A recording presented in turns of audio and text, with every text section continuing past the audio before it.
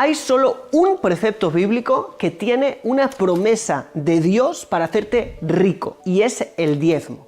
Y no te preocupes que en este vídeo no voy a pedirte que me des el diezmo, pero lo que sí vamos a hacer es aclarar de una vez por todos este tema, pues hay mucha confusión al respecto. ¿Será el diezmo una obligación? ¿Sí o no? ¿Lo será para todos o solo para algunos? ¿Por qué hay que darlo? ¿O por qué no hay que darlo? Quizás es solo un invento de algunos líderes religiosos para llenarse los bolsillos. Si es algo que debamos hacer, ¿cómo se hace? ¿Cuál es el sentido interno o el secreto o misterio oculto que hay detrás de él? Todo esto lo vamos a responder en este video, que es una guía definitiva de cómo dar el diezmo. Y vamos a dividirlo en 5 partes. Número 1, el origen del diezmo. ¿De dónde viene este concepto? Número 2, ¿es el diezmo del dinero una obligación? Número 3, las promesas alrededor del diezmo. Número 4, ¿cómo darlo? Y número 5, el misterio alrededor del mismo. Empecemos por el primer punto, el origen del diezmo. Mucho se habla de este concepto, pero ¿de dónde viene? ¿Cuándo fue la primera vez que se hizo el diezmo? Pues bueno, esta es una práctica muy antigua. Y en la Biblia tenemos constancia de cuál fue el primer diezmo de la historia, como mínimo según lo que nos dicen los sabios en el Midrash, que este fue el primero de la historia. Y la verdad es que siempre que queremos ver un concepto y estudiarlo, tenemos que ir a buscar cuándo fue la primera vez que aparece en la Biblia. Y este es en Génesis 14:20, donde vemos cómo Abraham diezma del botín que ganó en la guerra a quien era considerado en aquel momento sacerdote del Dios Altísimo. Y estoy hablando de Malquisedec. Esta práctica no solo se quedó en Abraham, sino que pasó de generación en generación. Vemos también a Jacob, el nieto de Abraham, quien dijo a Dios en Génesis 28:22, y todo lo que me des, diezmar, te lo diezmaré. Vemos que Abraham y Jacob no solo diezmaban diezmos de su recolecta agrícola o de los animales que tenían, sino de todas sus posesiones. Podemos decir que este es el origen de diezmar el dinero, ¿sí? Práctica que vemos que se practica hoy en día. Más adelante, la Torá, ¿sí? O la ley en el Pentateuco, ¿sí? En los 5 primeros libros de la Biblia, presenta varios preceptos para Israel relacionados al diezmo, pero que solo incumben el diezmo de la recolecta agrícola y el diezmo de los animales. Pero no hay un solo diezmo que nos hable del dinero como mínimo de forma directa, escrita de forma literal. Y me gustaría hacerte un poco de orden de todos los diezmos que están recordados en la Torá. He intentado simplificarte esta parte, pero no es tan simple. Hay diferentes diezmos que se dan. Me gustaría explicártelos todos porque también estos te van a explicar después el sentido del diezmo. Quizás la parte más importante donde damos los diezmos es en el libro de Números, capítulo 18, donde están los diferentes diezmos.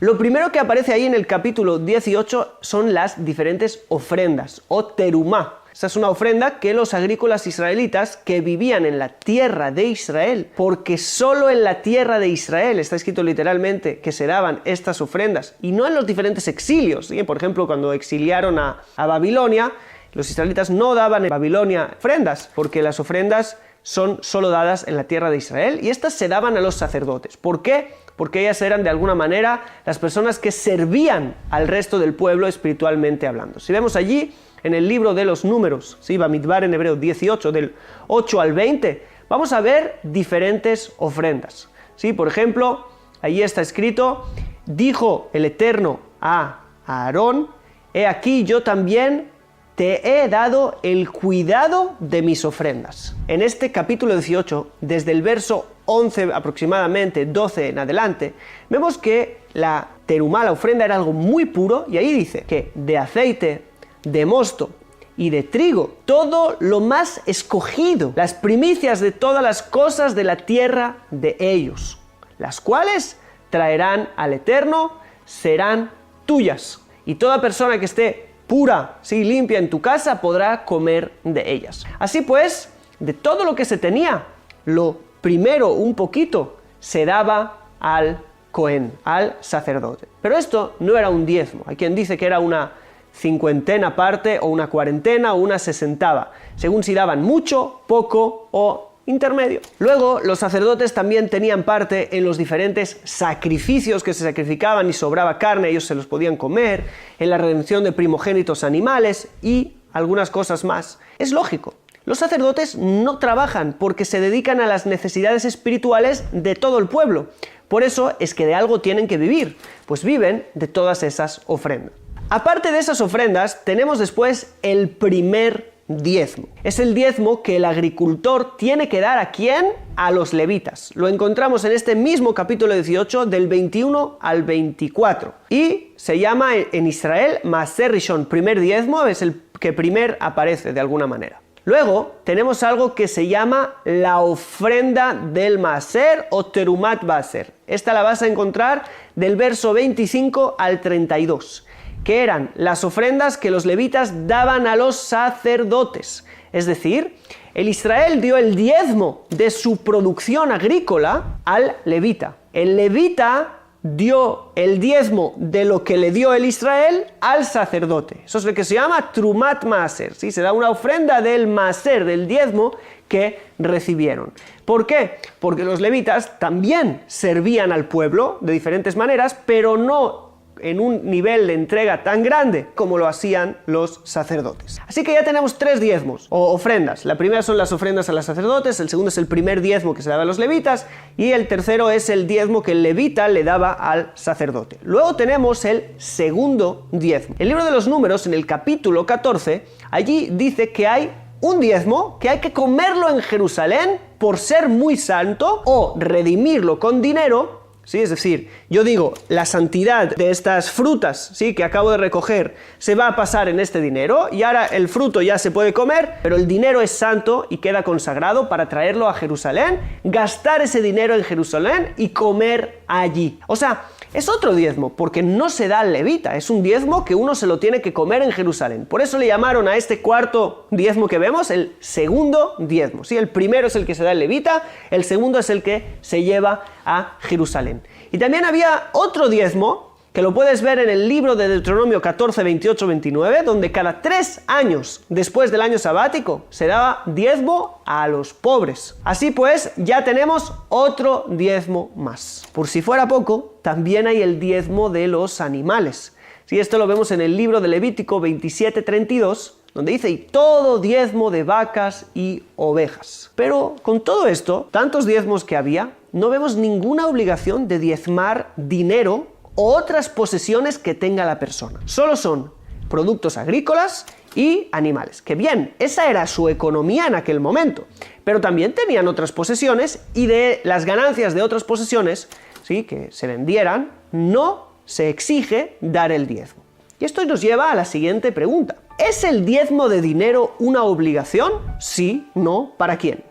Por un lado vimos a Abraham y a Jacob dando el diezmo de todo. Por otro lado, la ley se estableció luego solo con productos agrícolas y animales. Y también los agrícolas, no todos. Pero no vamos a entrar aquí ahora.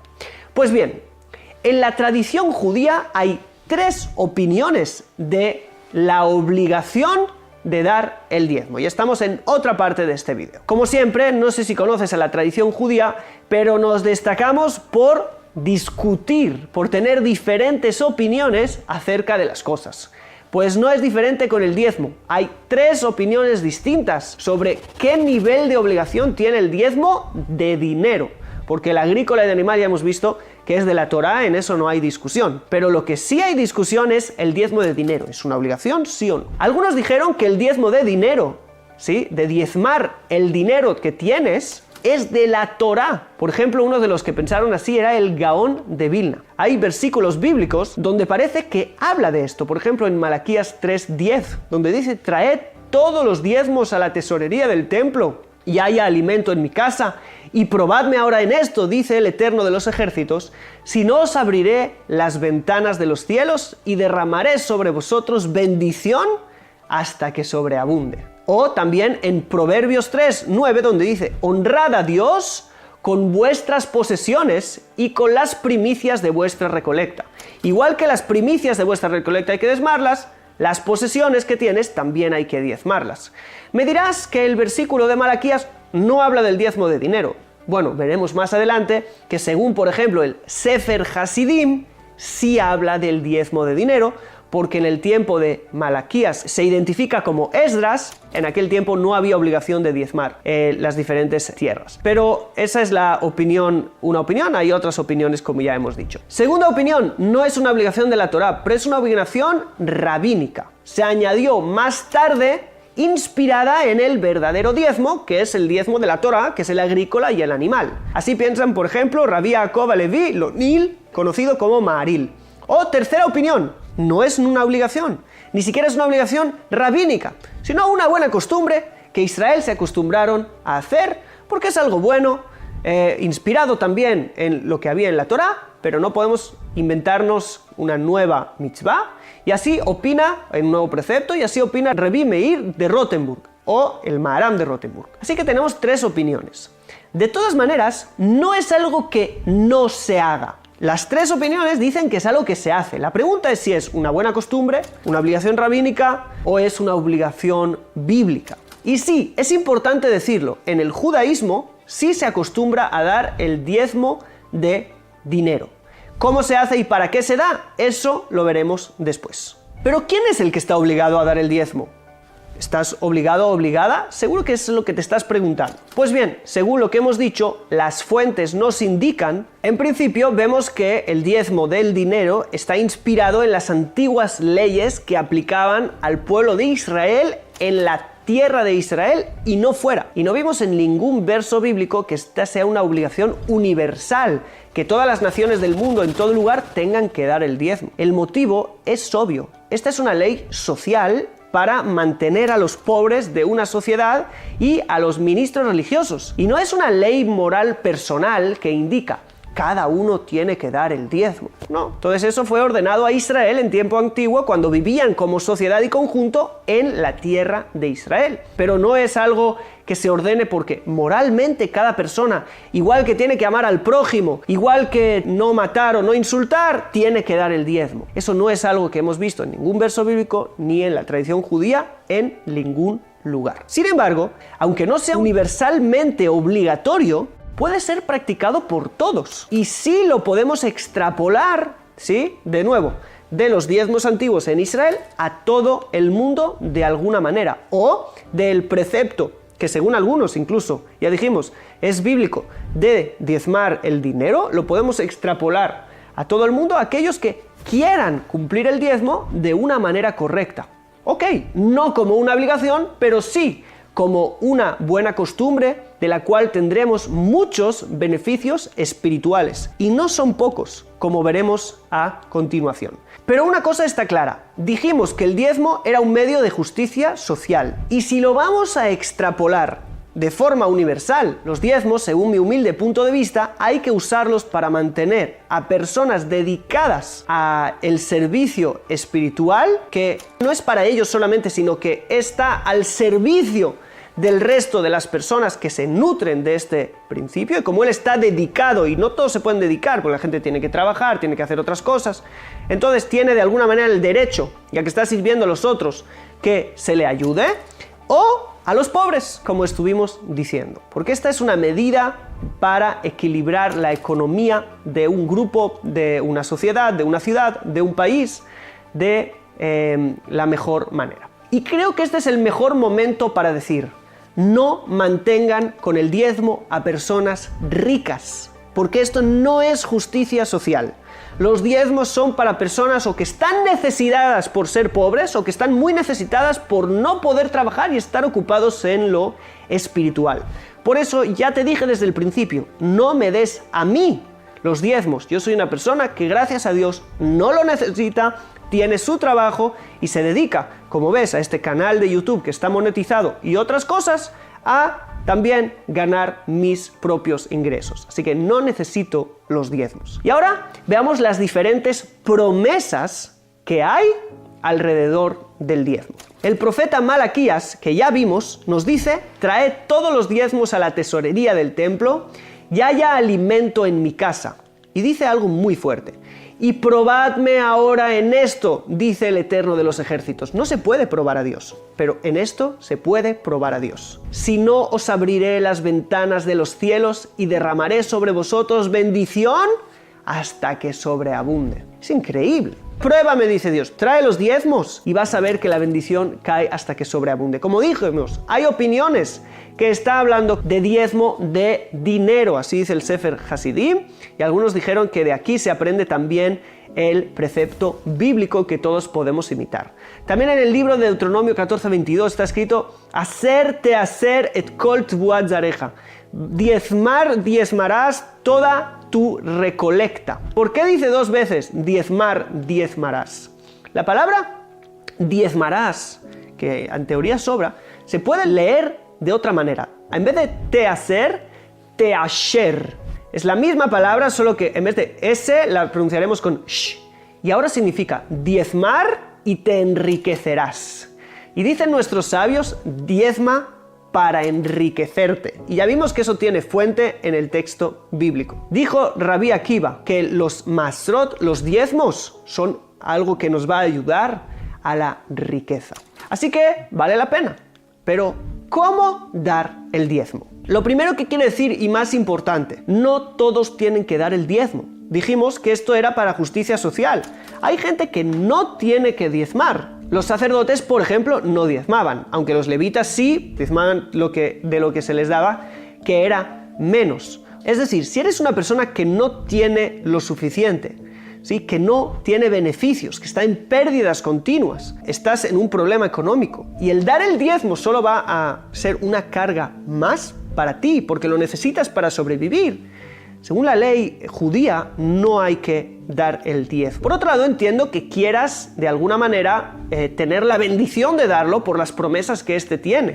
Pero hay diferentes formas de hacerlo. Por ejemplo, puedes separar el diezmo y usar este diezmo para diferentes necesidades tuyas, como básicas, como hacer caridad con uno mismo, o separar el diezmo para necesidades espirituales, como formaciones, libros o otras cosas. Entonces, de alguna manera estarás dando el diezmo, pero lo estarás usando para ti. No tendrás que sacar estas formaciones de tu propio bolsillo, sino del diezmo. Obviamente que lo ideal es estar en un estado en el que lo podemos dar a otros. Otra cosa es que el diezmo se da de los beneficios, ¿ok?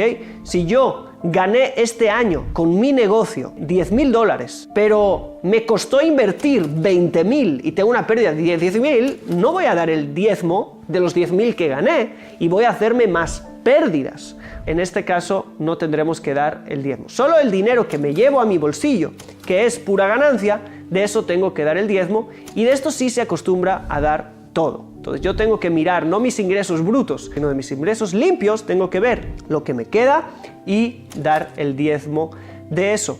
Diezmo es el 10%, pero nuestra tradición dice que se puede dar más incluso, por ejemplo el 20%, y se dice no dar más del 20%.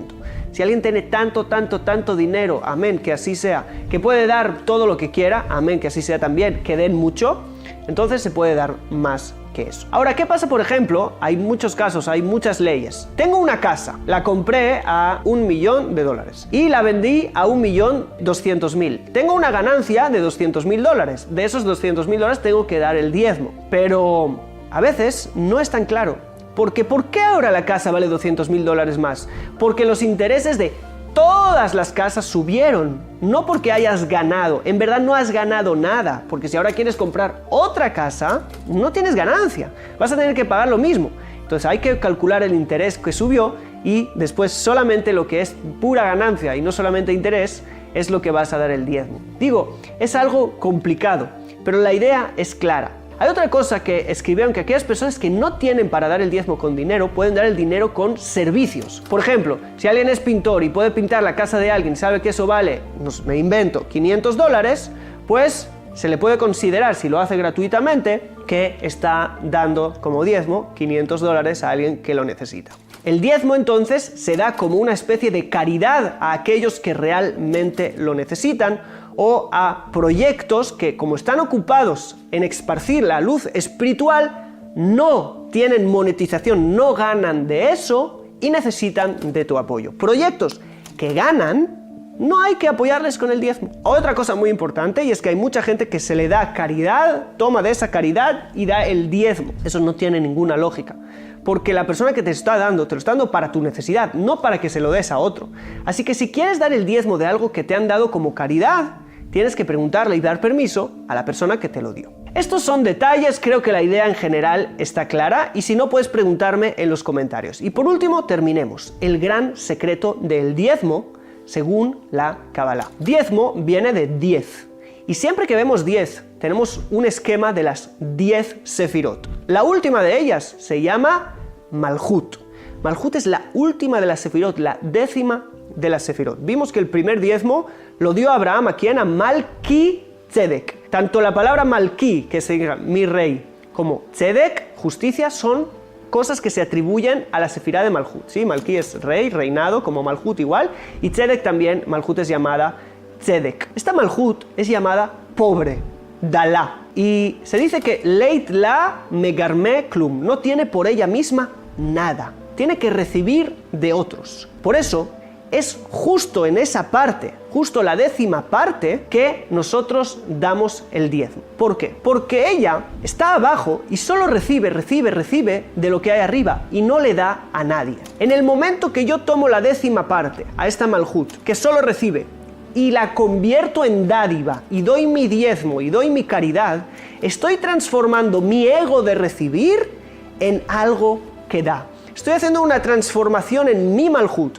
de algo que recibe a algo que da. Como no tiene nada de ella misma y lo recibe de arriba, cuando yo doy, ¿qué digo? Yo recibo todo de arriba. Todo lo que tengo no es mío, es de arriba. Por eso yo lo doy por orden divina. Sí, yo lo doy porque Dios me lo dijo. Yo doy por ayudar a la obra divina en el mundo, a la justicia divina en el mundo, al bien, a la luz del mundo. Entonces yo de alguna manera estoy tomando esto y estoy convirtiendo a mi parte de recibir en dar. No solo recibo, sino que me convierto en dador. Me parezco más al Creador y me apego más al Creador. Y como me apego más al Creador, entonces me convierto en alguien más bendecido. Y eso se expresa en toda la bendición económica. Y cuanto más das, más recibes. Porque vacías el kelí, el recipiente, y ahora se llena de nuevo. Por eso el Creador dijo, voy a daros tanta bendición cuando deis, porque este es el secreto. Vosotros os estáis transformando en seres que reciben para dar. Y como yo sé que todo lo que recibes, tú también das, te voy a dar más y más y más. Y este fue el secreto y el misterio del diezmo. Sin más, espero que te haya gustado y te haya aclarado. Espero tu opinión en los comentarios, siempre desde el respeto. Podemos también mantener el debate en comunidad. Y nos vemos en el próximo video. Si te ha gustado, like, comentario, suscríbete si no lo has hecho antes y nos vemos en el próximo, que por cierto, te dejo por aquí. Shalom.